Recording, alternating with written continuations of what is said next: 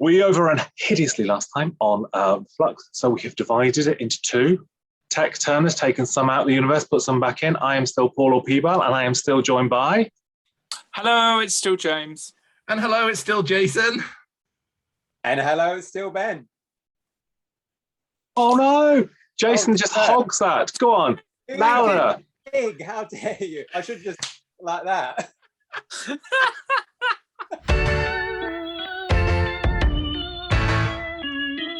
We have spoken way too much about Flux in part one, so we've cut it into two. So here we are back with part two. I'm still Paul or P-Bal, and I'm still joined by... Hello, I'm still James. And hello, I'm still Jason. And hello, I'm still Ben. Chocolate. Oh, I thought it was Lynx. Just for a second, I thought it was Lynx. There was no medieval chocolate for him, was there? No. So, as we were saying, because I mean, even I was thinking about this earlier. Trial of a Time Lord. It sets aside, as joking aside, it sets those last two episodes back as the resolution for the 14-episode arc. It makes mistakes. I'm not saying it's perfect, but if you watch the Trial of a Time Lord, the narrative flow there, it ties up at the end, and you know, Chibbers might have had a right pop at Pip and Jane, but they knew how to knock that out in a day. You know, stuff your COVID restrictions. They had a day and a typewriter and nothing but what had come before to work out how to finish it, and they did. And I think there's something to be said about having the skill of telling us a story simply and well. And Trial, even to an extent, the styling of the Trial piddles all over the Flux. Perry dying halfway through is much more dramatic than anything that happened in this run. I mean, that's 30, 40 years old, and that shouldn't be, you know, shouldn't have a... You could have done that easily. He had enough pseudo companions thrown into this mix that he could have made you really care about one of the two new ones, killed them halfway through, and had the other one still looking for them, and the realization that they died at the end, and that would have been quite emotional and quite big. As it was just like, oh, we're all together, should we just pop back? Even that weird thing where she dumped him off to carry on his search halfway through, it's like, well, you've got a TARDIS, love. Can you not help him find his girlfriend at this point? You've left him on the planet CGI with an in-betweener. What's the point? Okay. Any other thoughts on Doctor Who in the Flux? I've got a couple of bugbears which I must address. I don't want to be too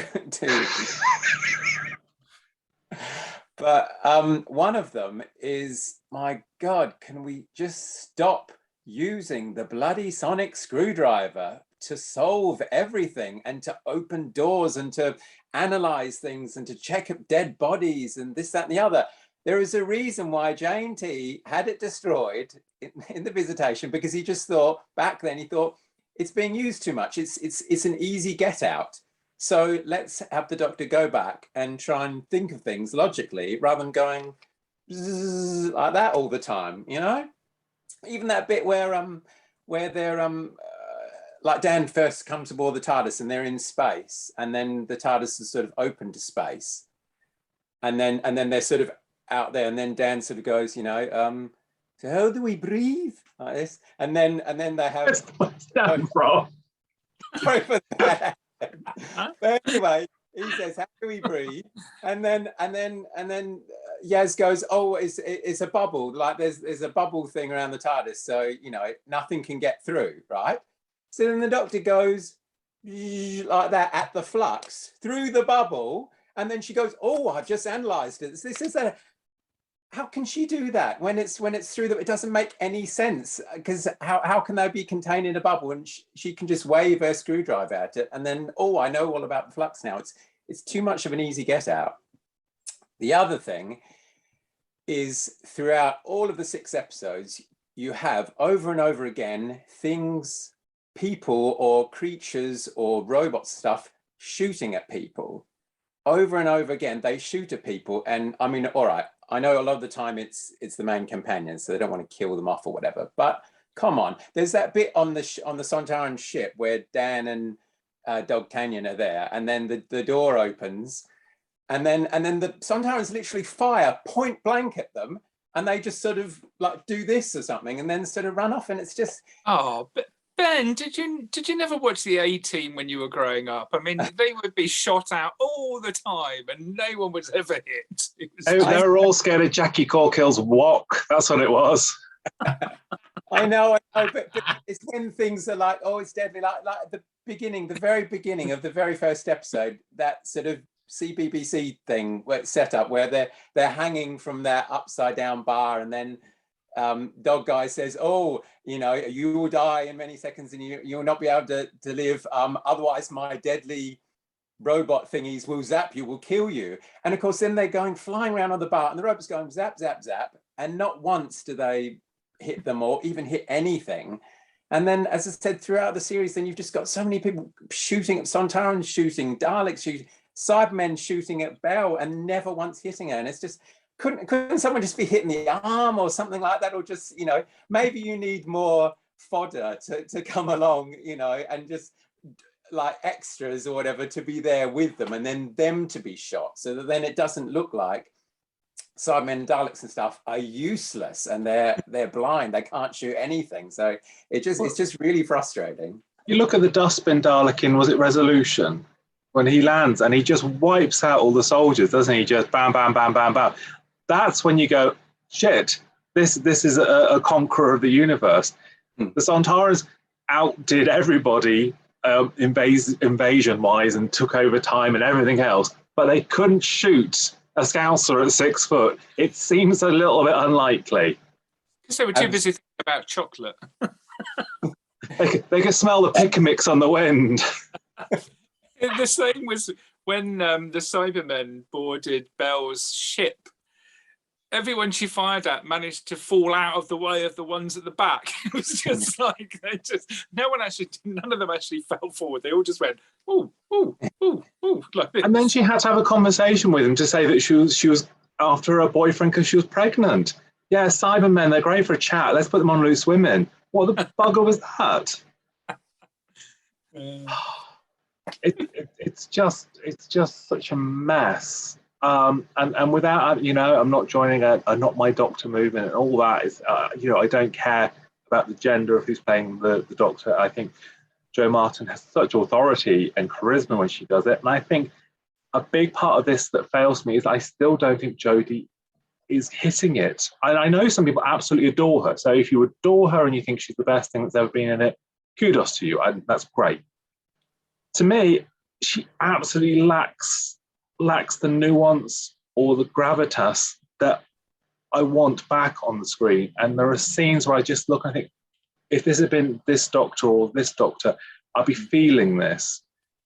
I think she's like someone having a cheeky Prosecco in Wetherspoons all the time. She's a bit kooky. And I'm just kind of like, no, just please give it some weight. Give it something that I can connect to, rather than the gurning and I'm mad me, I've got old library people I want to meet, Paul Hollywood Shake. It's like, oh no.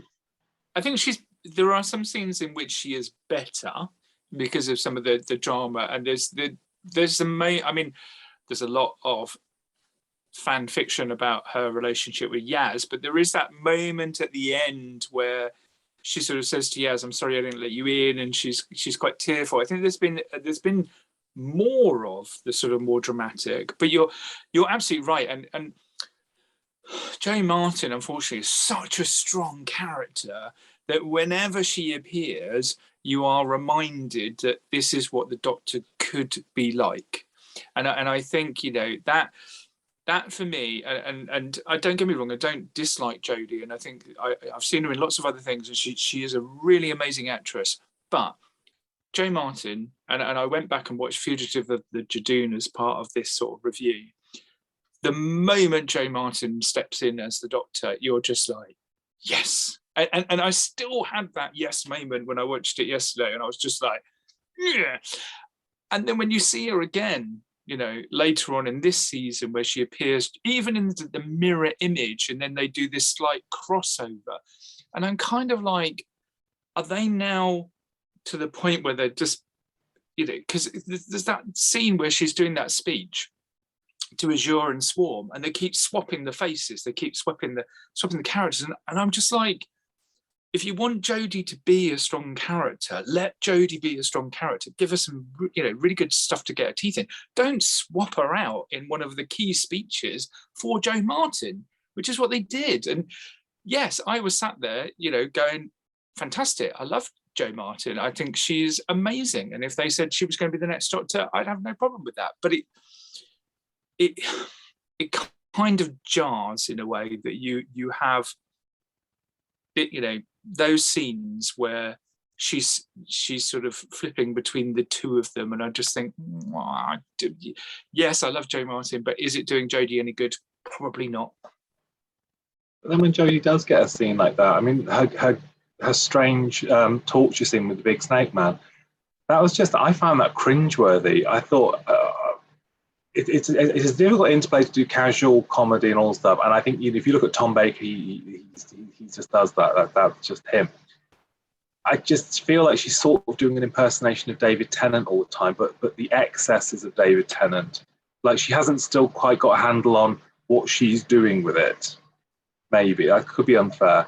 It still feels like that there's not quite a set, this is my Doctor. She just seems to go and Sonic. It's just Gurn Sonic, and that kind of is all it is. And if you look at I'm going to get her name, Annabelle Scully, Yeah. and Kevin McNally. Imagine for 1 second that Annabelle was the Doctor and Kevin was her assistant, and that was your 6-episode run. That would have been incredible. She was incredible. He was incredible. Your guest cast shouldn't be piddling all over you from a great height saying this is how it's done. And it's. I'm not saying that's a purposeful thing. I'm not saying that it's there's levels of skills with people, and I get that. But when you look at two of the guest cast, and think, God, why aren't they the leads? Why have we got what we've got? That first scene where Claire comes up to the TARDIS, you know, and it's only like very brief because she says, "Oh, Dr. Yaz," and she's like, "Oh, you haven't met me yet," and then she talks about the long way round, and you're left wondering, you know, who is she? She's very mysterious. She obviously knows about the Weeping Angel. She's very intelligent. She doesn't though, does she? See, I was trying to work this out. She runs up to them in the street and says, "Oh, Dr. Yaz, oh, you've not met me yet." So does that mean when she's dropped back at the end of the story, like episode 6, she's dropped back before? So at the end with her and Kate both winking at the Doctor and saying, "Wouldn't it be great if we were all lesbians?" That's 2017. No, it can't be though, because the Doctor, because that's gonna be 2021 surely, because Unit's been shut down and Kate's lived through the. Yeah. So then she hasn't. So then it's the same time she's meeting the Doctor for the first time. Doesn't the Weeping Angel though put thoughts into her head? Because didn't she know about the Flux as well? But she hasn't met the Weeping Angel then, because the Weeping Angel was in her, wasn't it already? The one that came for her was trying to find the fugitive Weeping Angel. Then how did it not manage to grab hold of her when it sent her back in time then? Because if that's what sent her back to 1967 was a Weeping Angel, surely that's the Weeping Angel that was hiding inside her. And if she then went from 67, then travelled back with the Doctor to 2021, when she met the Doctor in the street and said, "Oh, I've not met you yet," what was she talking about? Has she just been reading TV Century Comic or something? Past. And again, it's that thing, something like that, when you're clever enough with how you write it, that first scene, when you got to episode 5, you should have gone, that's why she knew the Doctor in the street, and that's why she was walking home. Because I suppose the inference is that she's a bit psychic, just like Sally Morgan, call her psychic. She senses that something's going to happen, but she doesn't, because she has her visions. She has visions, and that's why the Sontarans use her to predict where the flux is going to happen. So she, because of her connection to the angels, she's got some psychic abilities to generate numbers, which is what Professor Jericho is investigating as well. Yeah. I don't think it all tied up or was as clever as it would like you to believe. If anyone thinks that's unfair, please say. They're all staring back at me. It's like they've just sat through the first 5 episodes again. It's like Jason's turned into a weeping angel. He's just been quantum locked for the last half hour. Absolutely. I think, yeah, do you know what? I don't disagree with a lot of what you've said there. One thing I would say, actually, though, is that the War of the Sontarans episode, I did think the script did service Jodie well. And I think that's been part of the problem along the way, is that I think there's been too many companions. She hasn't really been allowed to define some of what the character is. But I think the scripts have woefully let her down as well along the way.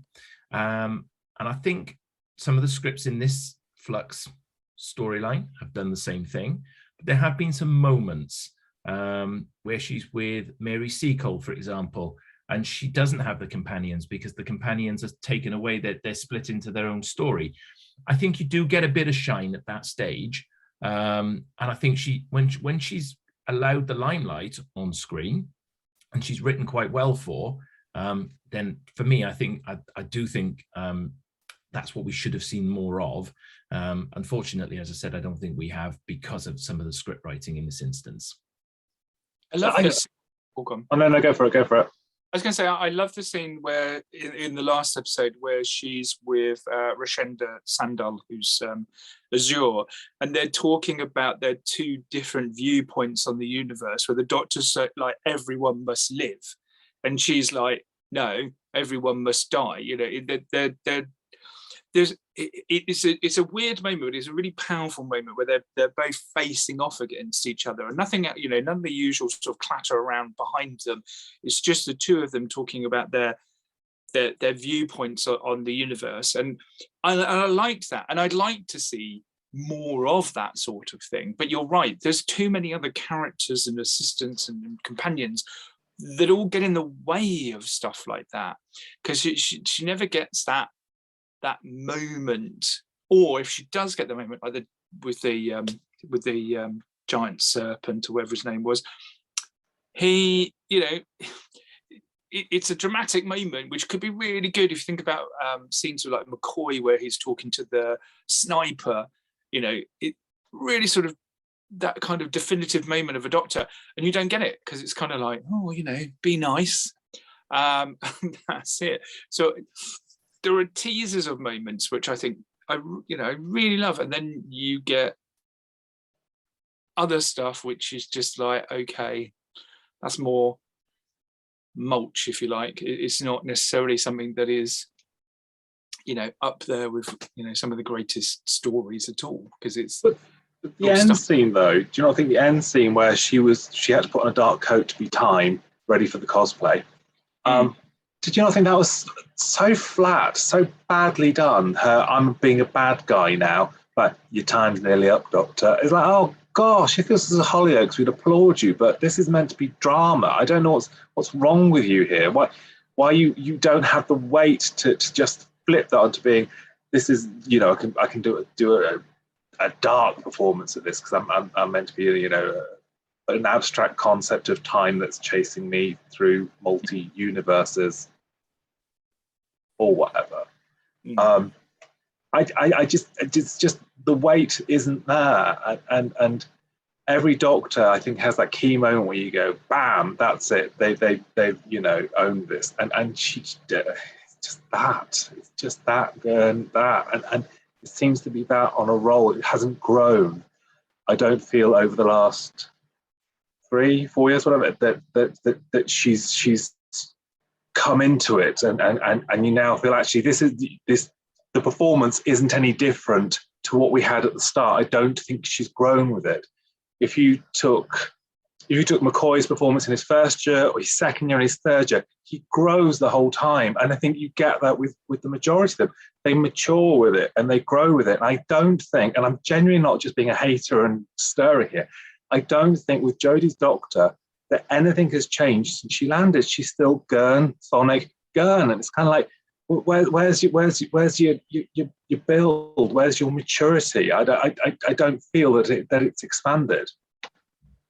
I mean, look, her scene with Tim Shaw and the teeth thing, that is about the same level she was at when she had Barbara Flynn acting her off the screen.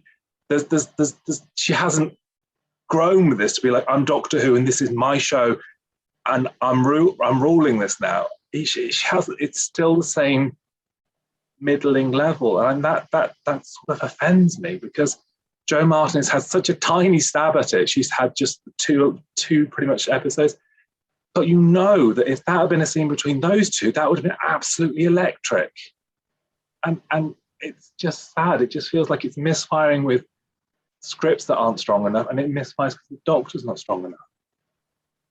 Please don't at me with any hate over this.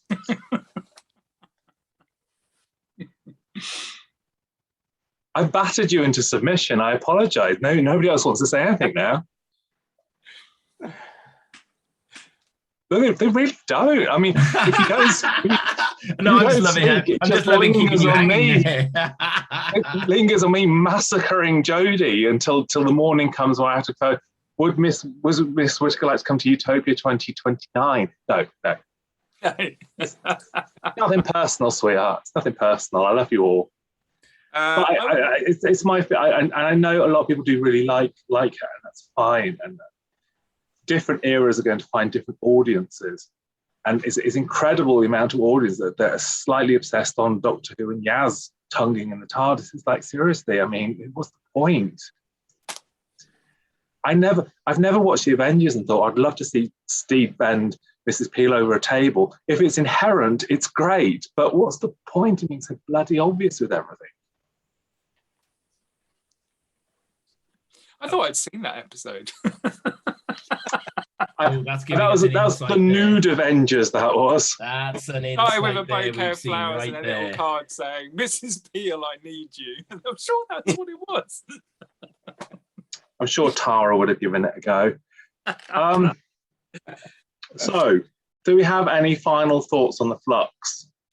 And I would say, on a positive note, I think some of the visuals of this season have been really good. I think, the Flux itself, the destruction of the planet, the effect when they disintegrate people, apart from the weird time, these little flies that appear, those look really awful. But some of the other visuals, some of the other planets, they've covered almost the entire universe in these 6 episodes.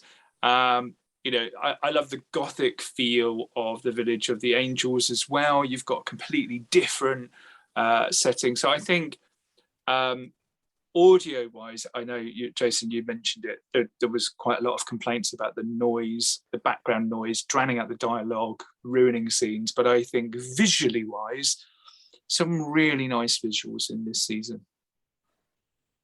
Yeah, I'd not disagree with you there. I think the visual effects team in particular, I mean, there's a couple of CGI bits where there's been some backgrounds pasted in that have been a little bit shocking, but generally and on the whole, I would absolutely agree with you. The production values of this season, I think, have been brilliant.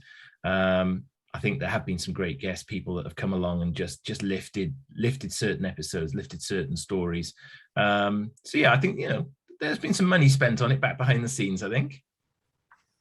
Yeah, I think the visuals are. I have to add that as well. That I think that are definitely very impressive, particularly for these episodes. One shot I was very impressed with actually was the bit in Village with the Angels where they're trying to escape through the tunnel, and then Jericho says, "Oh, I'll go one way," and then Claire says she'll go the other. And then as Jericho sort of goes in and he looks up and he gets dust some sort of dust goes in his eye, and then he blinks. And as he blinks, he sort of goes back into 1901 or whatever it is. And he's suddenly back into daytime. And they did that through that whole sort of movement shot. I thought that was very impressive. Very, very well done. So yeah. I applaud them for those sort of visuals. And as you say, the the guest stars. I mean, Kevin McNally was amazing. I was so upset when he got killed off. I was thinking, no, we want him to come back. I mean, he's such a great character, and he has and such. Him and Jodie actually played off quite well. I thought when that, the sort of the banter between them when they first met and so forth. So I thought that was really entertaining. That's actually my favorite of the 6 episodes. I thought the Angels one. I thought that was good. I'd agree on a positive note. I think there were lots of things that look great about it. I think lots of great performances. I think it's the yin and the yang. I think that there were lots of great performances, lots of great actors involved. But then what they were given to do wasn't necessarily the best thing to do. So it's sort of it's bittersweet in that sense. So I would applaud the quality, but then berate the other side of it. Costumes. Ray Holman does great job on the costumes. I mean, joking aside with the braiding on Skeletor and his missus, they looked incredible. So there's lots, and the direction of it all is great. It has a pace, it has a feel to it. I wouldn't argue that it hasn't got a feel to it. I mean, there's been a lot of people I've seen online and gone, I don't know what it's all about, but it looked great and had fun watching it. I think, okay, that's fine. I kind of can't detach myself from trying to work out what's happening and whether it makes sense enough. And that's stilted. If I could just marvel at the bright lights and the action, I'd probably be all right. But I'm just thinking, well, I don't know what. I'm like Margot the whole time. I go into an episode thinking, okay, am I going to like this? Am I going to understand it? Am I going to enjoy it? I'm not going into it actually with any kind of confidence level that the storytelling isn't going to be that muddled or that complicated or convoluted that I'm going to struggle with it. And I went into watching the final episode, The Vanquishers, with a thought, right, we're going to get everything answered here. But you come out more confused than when you went in there. And then you just realize that actually I've possibly just wasted 6 weeks here, because whilst there's been some good examples and some good episodes you've come along the way, you're just as lost as you were at the beginning. And that maybe says a lot about me. I don't know. So, everybody else out there, you've got your own views on what you think of this. And my view is that, unfortunately, it's just overly complicated. And I have to think too hard. And like I said, I'm going into the episodes with a certain amount of, I hope I'm going to understand this one, because last week's made bugger in no sense at all to me. So, it's that kind of, and I shouldn't have that feeling going into watching a program that I've watched for many, many years. Do you think, though, going forward, if you were to take all that complexity and everything we've just been talking out of it, do you think that it's right to go back to a serial format where we have stories that are interlinked, or we have those cliffhangers, or should they be back to, standalone stories? Like P-Bal was saying, TARDIS dematerializes, you have an adventure, then you go at the end of it. I think you need to have just strong storytelling and strong narrative. And I think you have to have a showrunner that doesn't write every single script that you see on screen. Because quite frankly, there are a lot of good writers out there who could come in and pen a really strong episode of Doctor Who. I think if you just take some of the complication away from it, and you have those standalone stories, you give it an hour, or maybe you have a 2-parter or a 3-parter, or whatever you might have. But it doesn't all have to be written by the showrunner. It's not the Chris Chibnall show here. This is Doctor Who. And I think I don't think we're being well serviced as fans, because I don't think we're getting the depth of writing in the series that I think we should have. And I think simpler storytelling, and I think storytelling that doesn't rely on 27 other things going on around it, it's going to make much more of a it's going to make it a more pleasant watch. And I think you're going to get more casual fans that will come in, and you might actually get some of the younger people re-engaging with the series again as well, because ultimately when the series came back, if you think back, Doctor Who mania swept the country. You couldn't go into a toy shop without there being Doctor Who merch right up to the ceilings. The country engaged with it. You had the family sitting down and watching Doctor Who on a Saturday night. You don't have that anymore. And I think somewhere along the line, it's lost itself. So I do hope that the potential reboot that we've got coming with the series, when Russ takes over again, does actually give us a little bit of a reset and gives us something that's just a little bit more simpler in its approach than what we've had, I think, for the last couple of years. Because it's all about character. And I think if you took, say, Swarm and Azure, their defining character was they delighted in destruction and they savoured things being destroyed. And if you'd had that as a character thing that you built on, and you took and you went through that for 6 episodes where they destroyed a civilization or they destroyed an entire, and you just had that as the character rather than it being a sort of sidebar to a lot of other terrible strands that just aren't tying up. I mean, Doctor Who, we sort of talk about it as a story arc. I mean, originally, I mean, for the majority of the Hartnells, it was a continued story. They all had individual titles. They all cliffhangered into each one. It was one big story. It's only sort of post-appraisal that makes them into individual stories to an extent. But the whole kind of thing of having a story arc isn't new either. If you look at Russ's runs, they all had very subtle arcs of it. They if you didn't watch the Lazarus Experiment, it didn't mean that you couldn't watch, 42. They had enough that if you were watching it every week, you'd be like, oh, hang on, the sax and things carry on. You picked up on it and it rewarded you if you were watching it every week. But if you were just watching it casually or not sitting there watching it 7 times on iPlayer to pump up figures, you would get rewarded for it. And I think I get that television now is about box sets and binging, and I think probably Doctor Who's future is going to be that it's much more solidly, that character's in the 6 episodes as a part of a big arc. But you've got to do it in a clever way, and you've got to do it in a way that's going to engage an audience. And I don't think the Doctor Who's preaching to anyone outside of its own bubble anymore. If I went down the road now and knocked the door and said, who's thinking about Doctor Who and the Timeless Child? I'd be like, I don't know what you're talking about. I don't care. Whereas Bad Wolf, the year that was all about the Bad Wolf and that being written over, you'd have had kids and all sorts going, what is the Bad Wolf? What is that? And that's the difference. They are nodding, just for anyone who just thinks that I'm like the rantiest old man that there ever was. Well, no, I think you actually just agreed with me, I think, which is I think there's a first in there somewhere, because that's exactly I'm going to be recalled to Division as a result of that, I think. It's just an ode now. I don't get to meet Barbara Flynn. It'll just be an ode. That wasn't Santa. That was Barbara Flynn. Bloody, I needn't have bothered emailing the agent. I could have just run out with my rattling tin and just put 20 quid in the box. Damn you talking about. Yeah, it's a shame. It's because I mean, obviously, you don't have kids that Doctor Who toys anymore. You don't go into the entertainer and see kids buying things that's not engaged with on that level, and it should be. Doctor Who has always been a family show. Always. It doesn't help either that recently there's been a lot of complaints, and it's true that previously for people who still buy DWM, when Russ was there in charge, he would do a regular column all the time saying, this happened, this is what we're doing here, but without giving stuff away.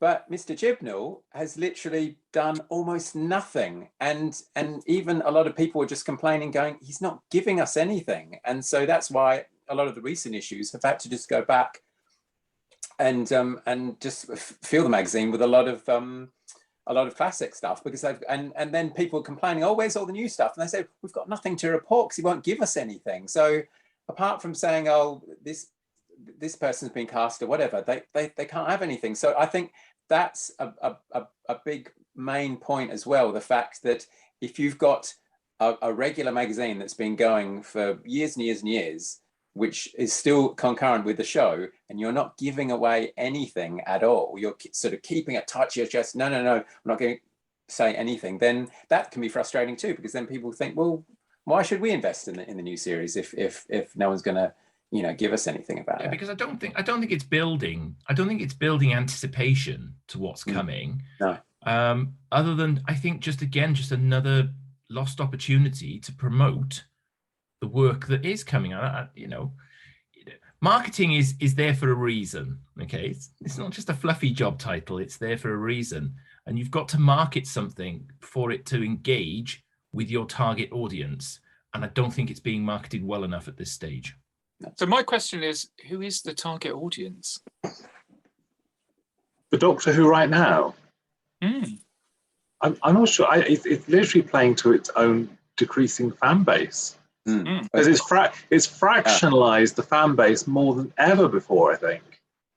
There are absolutely people now that won't engage with it on any level and are just waiting for the Flux to take this away and bring in a new broom.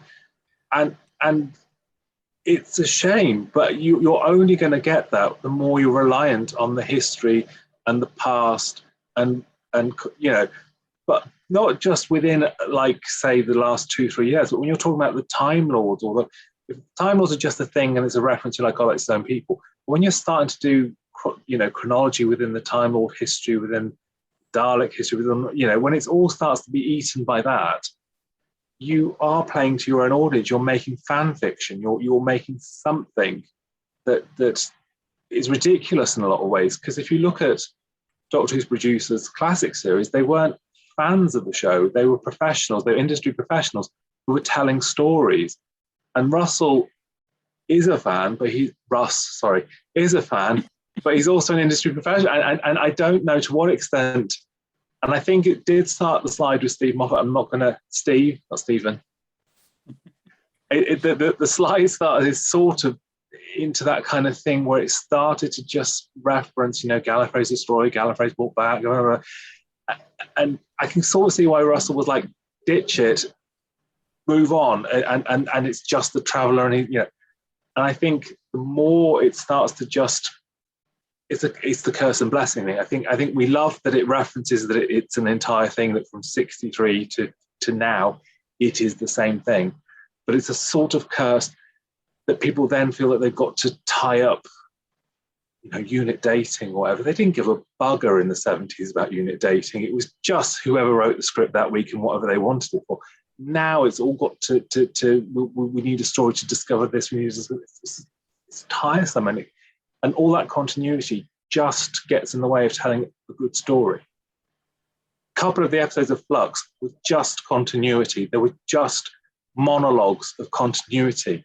And that's not drama, that's not engaging, and that's not something that they should be doing. Don't disagree. Me and Jason are in total agreement. This is so unusual. This just does not happen, I'm afraid. Doesn't. I have to say that when we're talking about, because I was about to say that we're like Swarm and Azure. I think, isn't it incredible that Swarm isn't played by Lawrence Fox? How? Hello? Did I go? You're back. Have I been fluxed? You might have had the flux there, I'm not sure. The Flux got you for a second.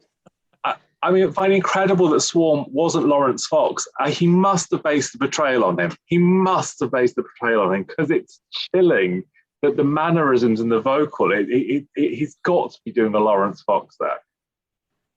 That's a little side note to mention. Oh, brilliant. Well, if we're Swarm and Azure, I think that Ben, you're gonna have to be Dogtanian. Oh, thanks.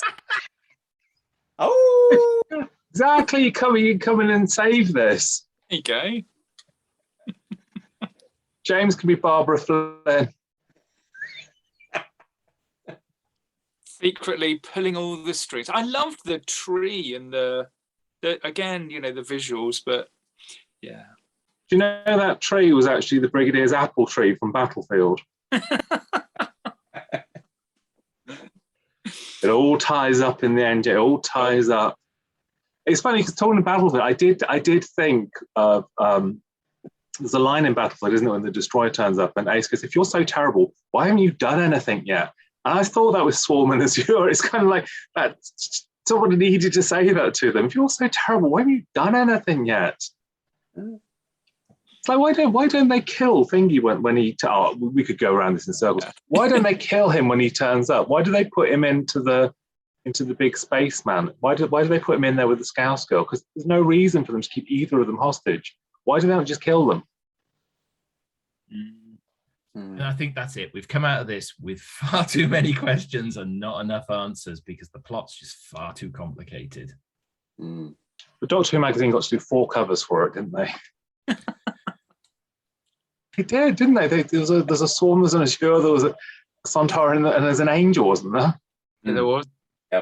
Yep. Thank goodness for multi-formatting. Mm. So, in conclusion, gentlemen that are still alive, this has almost taken as long as the Flux. I think I know what the answer is going to be here, actually. I'm like Claire, I'm a little bit psychic. Was the Flux a hit, a miss, or a maybe? The children that did used to watch Live and Kicking, that's quite retro. Okay, I'll start us off then. So, oh my God, this is going to be longer than the Flux. no, this isn't. Seriously, I'm gonna keep this one fairly concise for once. He's got Russ waiting for him on the Zoom call. No. Now let's. I mean, I was going to get the Marmite out for this, but quite honestly, it's not Marmite for me. It's I think it's split fandom. I can definitely see there's a definite split down the middle there. But look, I think we've talked at length about this. This had lots of promise. It was set up, and it was set up on what was quite a spectacular scale, albeit it was quite pacey and a little bit wacky and a bit scattergun, and it needed some payoffs.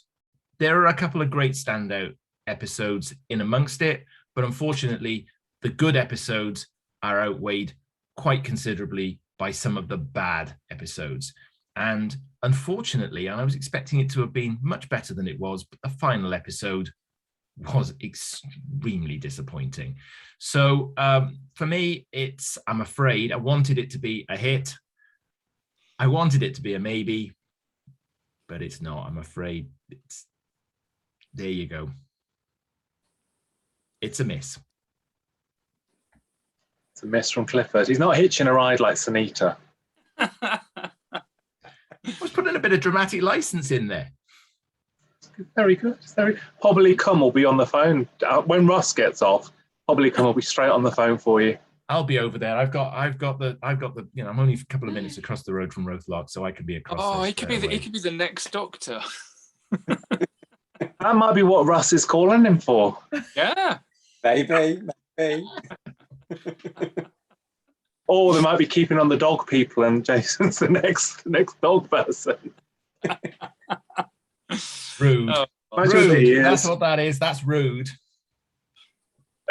Okay, I'll go next then. So, up until the last episode, I had kept a very open mind about it. There was things that I liked. There was things that I wanted resolved. I am disappointed by the ending. I don't think we've got there yet, and I suppose there is part of me that in the back of my mind's going, there's another couple more episodes that might give you some of the answers that I want. I think from an experiment point of view, I'm glad they experimented. I'm glad they tried to do something different. Has it worked? For me, I'm in the middle, I have to say. I wanted there to be a really strong resolution. I would have quite happily put my thumb up and said I loved it, and I could forgive some of the little bits in certain episodes, but I didn't get the resolution that I wanted. I've seen people that did, and that's amazing, and I'm sure people will put in the notes all the sort of things that they loved about it, and there were many things I loved about it, but still needed I needed a goddamn good conclusion, and I didn't get it. It was kind of And where are you at on the Flux? Well, what can be said that hasn't already been said? Yeah, it was unfortunately, yeah, for me, it was a disappointment, I'm afraid. I was looking forward to it like everyone else, and it did sort of build up a lot of, thinking, oh, this is going to be good, new format, new companion, etc., etc. But unfortunately, from the first episode, I was just left very confused, and I just don't know. I was thinking, where is this going? Then when we got onto the Sontaran one, that was better. He had a great character performance, Mrs. Sequel, and the Sontarans were good for a change. Whereas previously, I think they'd just been a object of ridicule, really. Whereas when you went back to the original Sontarans, they were meant to be, scary. I mean, look at Lynx in Time Warrior, and nothing can better him. And so at last the Sontarans were going back to that, they were being taken a bit more seriously for a change. And then, as I said, then you got the next episode, which was just so confusing, and it just jumped from place to place to place to place, and you were meant to just follow this. And I was thinking, if I can't follow it, what is the person just switching channels going to think? They're going to think, nope, and switch this off, Then it picked up again with the Village of the Angels, which was really, really good. I thought that was the best one of the 6. Then the next one again, it sort of went a bit more confusing again, and but I like the unit stuff. But then, as I said, by the end, it had just lost me on that last episode. I rewatched it again today, and it's for me, it still just didn't make sense. There was so many missed opportunities, so many problems. So I think overall, it looked very pretty. It had some great performances in it, some great characters, but ultimately it was a bit of a letdown for me. So I'm afraid it's a thumbs down. That's 2 downs and a halfway, isn't it? Wonder where my thumb's going to go on this. But we know how contrary you can be, so it could be a thumbs up for all we know coming up here. Maybe for all its faults, it's probably one of the best runs of Doctor Who that we've ever had. I saw someone say that actually online. What I read online, someone said after they said that was the best series of Doctor Who in years. I was thinking, did I watch the same thing as you? Not season 17, have they? When it comes out on Blu-ray, they'll learn the error of their ways. We haven't, I am going to say, we didn't even talk about John Bishop and all. For another day, maybe. Otherwise, we'll never leave here. I agree. Just the information, I think it looked pretty, and I think there were some great performances. But the whole thing, I literally got to the end of that episode on Saturday night. I felt so deflated. I knew it wasn't going to reward, but I didn't think it was going to be so unrewarding. And I think for that reason, I'm giving that down. That's me being sassy. Okay, well, thank you very much for anyone that's sat through watching 4 miserable old queens moaning about the Flux. Anyway. Our first, the comments can go below. I was going to say, our first venture into sort of, it's 2005 might be our last. I mean, I'll not say I'm off to watch the Crotons after we finish this. I've got to go do a recon of the Space Pirates, but I still think that's going to be better than anything that I've sat through for the last month and a half. So yes, thank you very much, guys. Always a pleasure. Always a pleasure. Thank you very much. Thank you. Yes, thank you. Still don't it. Hello. Yes, thank you. Thank you. Is the Flux just taking the camera away? Just, or was it time? It could be time or Flux or Division or an angel that's gone. Anyway, right.